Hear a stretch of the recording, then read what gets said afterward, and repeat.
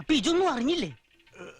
എന്ത് ലൈഫിൽ എന്തെങ്കിലും ഒരു ക്രൈസിസ് ഫീൽ ചെയ്ത് ഭയങ്കര ലോ ആയിട്ടിരുന്ന ഇമ്മീഡിയറ്റ്ലി ഞാൻ യൂട്യൂബിൽ പോയിട്ട് ടൈപ്പ് ചെയ്യും ധ്യാൻ ശ്രീനിവാസൻ ഇന്റർവ്യൂ. എന്ത് രസമായിരുന്നറിയോ? അല്ലെങ്കിൽ ഇതിനു മുന്നേ ഞാൻ ടൈപ്പ് ചെയ്തിരുന്നത് ശ്രീനിവാസൻസ് ഇന്റർവ്യൂ എന്നാണ്. അത് ഇച്ചിരി ഹെവി ആയിട്ടുണ്ട്. MB GB ഒക്കെ ഇച്ചിരി കൂടുതലാണ്. കാരണം ശ്രീനിവാസൻ സാറിന്റെ നർമ്മം എനിക്ക് ഭയങ്കര ഇൻട്രസ്റ്റിംഗ് ആയിട്ട് തോന്നിയിട്ടുണ്ട്. തന്നെ പോലെ മറ്റാർക്കും പറ്റില്ല. അത് വെറും ഒരു നിപ്പല്ല, 1 തൊട്ട് 10 വരെ ഈ ഒരാളല്ലേ ഉള്ളൂ. ഇവൻ സംസാരിക്കാൻ ക്ലാരിറ്റി കുറഞ്ഞിരുന്ന സമയത്ത് പോലും അദ്ദേഹം സംസാരിക്കുന്ന കൗണ്ടേഴ്സിന്റെ അത്രയൊന്നും ചിലപ്പോ ധ്യാനിന് പറയാൻ അത്രക്കും ഇത് പറയാൻ കഴിയാറില്ല. നമ്മളെ കൊണ്ട് പറ്റില്ലേ? അപ്പന്റെ കഴിവൊന്നും നമുക്ക് കിട്ടിയിട്ടില്ലേട്ടാ. ഞാനാരാ മുതല്? പക്ഷെ ധ്യാനിന്റെ വലിയൊരു എന്താ പറയാ, എന്റെ മാത്രല്ല ഒരുപാട് മലയാളികൾക്ക് വലിയൊരു സ്ട്രെസ് ബസ്റ്റർ ആണ് ധ്യാൻ. സത്യം സത്യം സത്യം. സോ ഏറ്റവും കൂടുതൽ ധ്യാനിനോട് എല്ലാവർക്കും തോന്നുന്ന കണക്ഷൻ എന്ന് പറയുന്നത് വളരെ സ്ട്രൈറ്റ് ഫോർവേഡ് ആയിട്ടും ഓപ്പൺ ആയിട്ടും സംസാരിക്കുന്നതുകൊണ്ടാണ്. അത് പിന്നെ തെളിയിക്കപ്പെട്ടിട്ടുള്ള ശാസ്ത്രശാഖയാണല്ലോ. ഞാൻ എല്ലാം തുറന്നു പറയുന്ന പ്രകൃതക്കാരന കേട്ടോ. പക്ഷെ അങ്ങനെയുള്ള ധ്യാൻ ഇന്ന് പബ്ലിക്കായിട്ട് എന്നോട് ഒരു കാര്യം ചോദിച്ചിരിക്കുകയാണ്. അദ്ദേഹം CM ആവുമ്പോൾ CM ആയി സത്യപ്രതിജ്ഞ ചെയ്യുന്ന ദിവസം സാരി ഉടുത്ത് ആ ഫ്രണ്ട് റോയിൽ അയ്യടാ, അപ്പൊ കുട്ടിത്തേവാങ്ങിന്റെ മനസ്സിലിരിപ്പ് ചെറുതൊന്നുമല്ല. പേടിക്കേണ്ട ധ്യാൻ CM ആകുമ്പോൾ ഞാൻ ഉദ്ദേശിക്കുന്ന പോലെ തന്നെ വെള്ളയിൽ പച്ച കളർ ബോർഡറുള്ള സാരി ഉടുത്ത്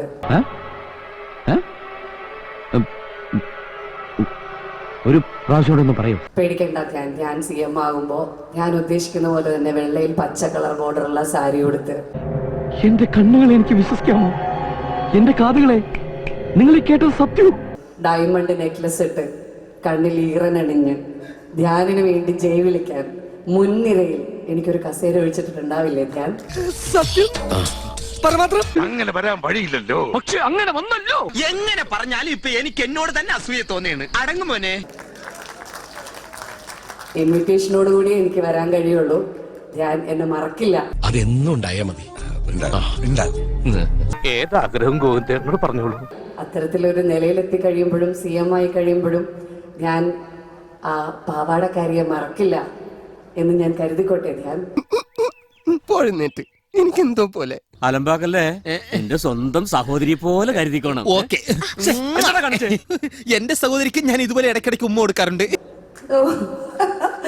അപ്പൊ എന്തായാലും അങ്ങനെ ധ്യാൻ CM ആകുന്ന ആ നല്ല ദിവസം നീയും എന്നെ പോലൊരു മിടുക്കനാ. നിനക്ക് അതിന് സാധിക്കും. ആരാധകർക്കിടയിൽ അങ്ങനെ ഒരു അഭിപ്രായം ഉണ്ട്. ചാരിറ്റിയൊക്കെ ഒരുപാട് ചെയ്ത് CM ആകുന്ന ആ നല്ല നാളേക്ക് വേണ്ടി കാത്തിരുന്നുകൊണ്ട് എത്ര മനോഹരമായ നടക്കാത്ത സ്വപ്നം. നടക്കും നടക്കും. ഒരു ഗതിയില്ലാതെ നീ പെരുവഴി കൂടെ നടക്കും. നിന്റെ കരിനാക്കം വെച്ചോണ്ട് ചുമ്മാരുന്നേ. നമുക്ക് തൽക്കാലം ഈ സിനിമയിൽ ഒന്നിച്ചഭിനയിച്ച് ചാരിറ്റി ചെയ്യുന്നതിനപ്പുറത്തേക്കുള്ള പൈസ ഗഫൂർക്കയ്ക്ക് വാങ്ങിക്കൊടുക്കാം. വെടിപ്പുരയ്ക്ക് തീ പിടിക്കുമ്പോ പട്ടികുര ഞാൻ ശ്രദ്ധിക്കാറേ ഇല്ല എന്നുള്ള ശുഭാപ്തി വിശ്വാസത്തോടുകൂടി നിർത്തട്ടെ. എനിക്കിതൊന്നും കണ്ടുക്കാൻ പറ്റുള്ള. ഞാൻ പോണേ.